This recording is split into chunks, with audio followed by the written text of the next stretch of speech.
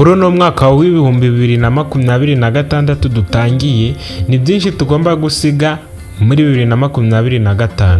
Mwabakobwa mwe mutega amatwi, ndetse namwe mwabasore mwe mutega amatwi, mwabagabo mwe mutega amatwi, mwabagore mwe mutega amatwi, nawe wa musaza we warura ariko muzehe, ndagushishikariza gukanda subscribe niba utarayikanda kugira ngo ujye ubasha kubona ibiganiro ducisha kuri uno muyoboro.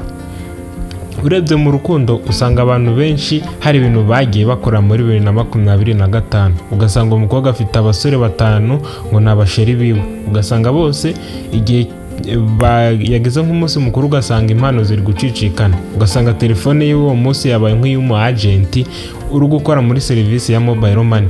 Bitewe n'iki? Ngo ni ugukundana n'abo basore, ariko ugasanga byamwangirije amarangamutima, ugasanga nyine ubuzima bwe nyine bwabaye mbese ugasanga ni nko kuri banki bitewe n'uburyo yakiramo amafaranga, ariko ugasanga urukundo rwe rwarashize.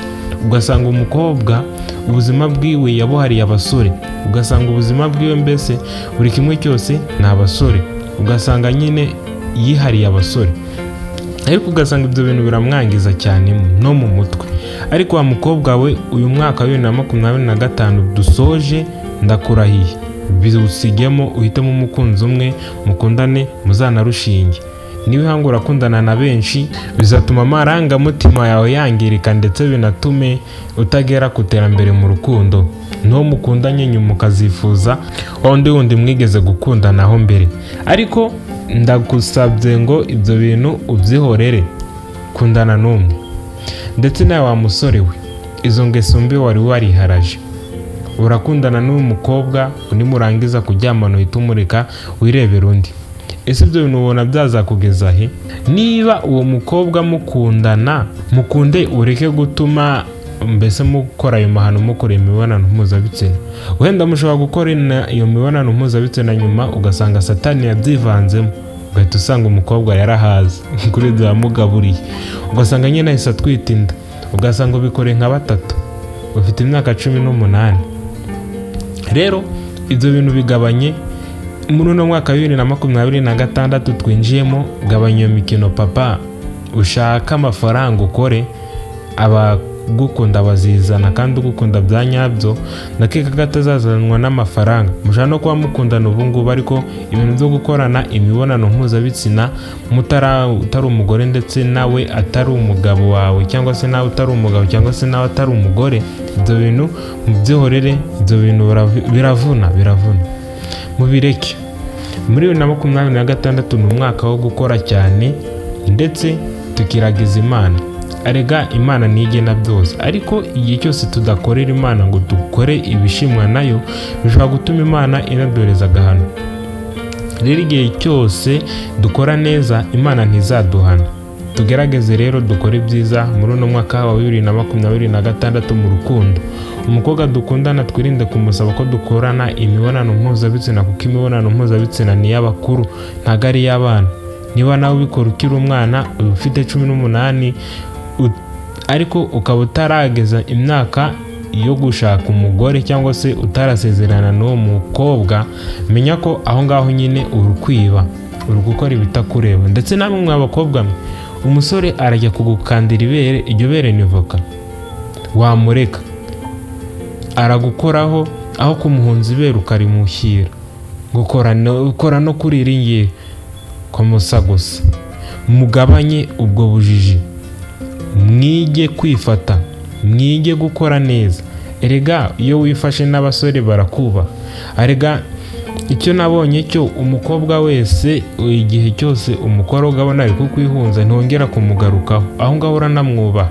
Ariko igihe cyose umusore agukoze kwiberera rimwe ukazana, niba agukoze kujya iburyo ukazana n'iby'ibumoso, aho ngaho umusore nyine arakwifatira akavuga uti iki ni igikinisho cyanjye. Ni nk'umwana ukora ku gipupe, ntago wakimubuza, kuko nyine igihe cyose abazi ko ari iki.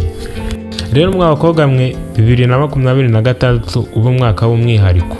Babasore babihaye babakorakora mubareke. Wa wundi wakwerekaga ayo mashusho y'urukuza soni, ntayakwereka ewana muhunge wigendere. Wa wundi wagushukishaga amafaranga, ese wowe nta maboko ugira? Urajya kuyagaramiro bagucurikiraho bakurutse n'ibyo wariye ngo nayo mafaranga nawe wayakoreye. Nyaboneka iyi si ikeneye abantu bakora cyane, ntabwo ikeneye abantu bagarama cyane ngo babone amafaranga.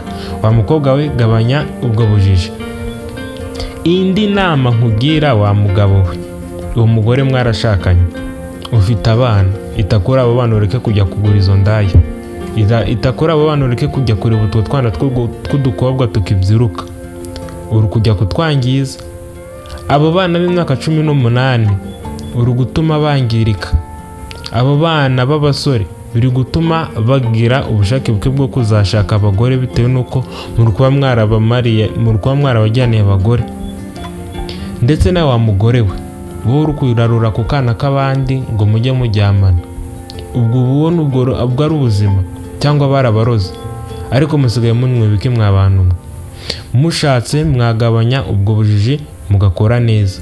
Ita ku mugabo wawe, niba ntawe ufite shaka undi mugabo udafite umugore aba ariwe musangana, ariko ureke kujya gushaka aba bana b'urubyiruko. Arega nimwe muri kutwangiza, nanjye ndi urubyiruko, ariko inshuti zanjye nyinshi zimwe zarangiritse bitewe namwe mwabigabanyije.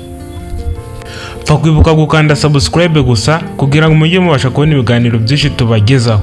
2026 ubu mwaka w'umwihariko mwabagabo mwe ndetse namwe mwabagore mwe, namwe mwarubyiruko mwe, mugabanye izo ngeso mbi, mugabanye ibyo biyobyabwenge, mwongere gukorera Imana, ndetse mugerageze kujya mujya no mu rusengero. Bizabafasha mu gutuma muruhuka mu mitima. Izo stress mufite, ibyo bibazo mufite, Imana nibikemura. Nge mwabanye nitwaye kandi muzirikane inamba mbagiriye. 2026 ubu mwaka w'umwihariko inshuti zanjye. Nubwo navuze ndakaye, ariko narakajwe n'uburyo kimwe mukoramo ibintu byanyu, mugerageze mu bigabanye. Imana ibahe umugisha.